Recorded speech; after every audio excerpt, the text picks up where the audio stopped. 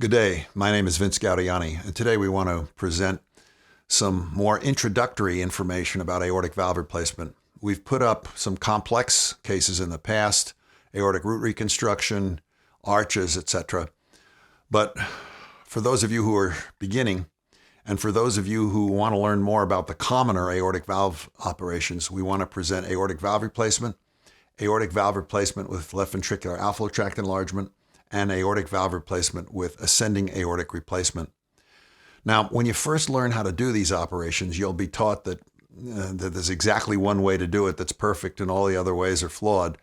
But when you get out a little bit in time, and if you watch these videos, you'll see that this is a family of operations, and that there's a family of good ideas and a family of not so good ideas. And so what we want to emphasize to you is the ideas that we think will be the most useful to you.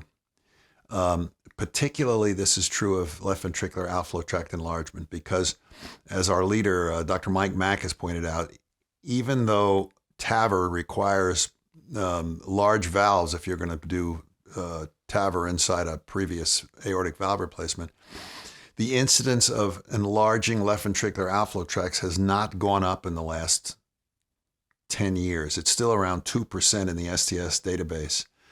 Whereas busier surgeons who have a little more interest in this sort of thing, in our hands, for instance, it's 20-30% of our aortic valves will enlarge the left ventricular outflow tract. And that's because we just won't put a valve in that's less than 0.85 square centimeters per meter squared.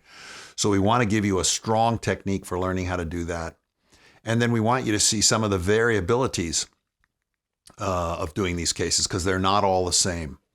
And so I hope you enjoy them and that you can learn from them. And if you have any questions, don't hesitate to contact me. I'll put my email address up at the bottom of this so that you can get a hold of me. And I'm happy to talk with you at any time about it. Good luck.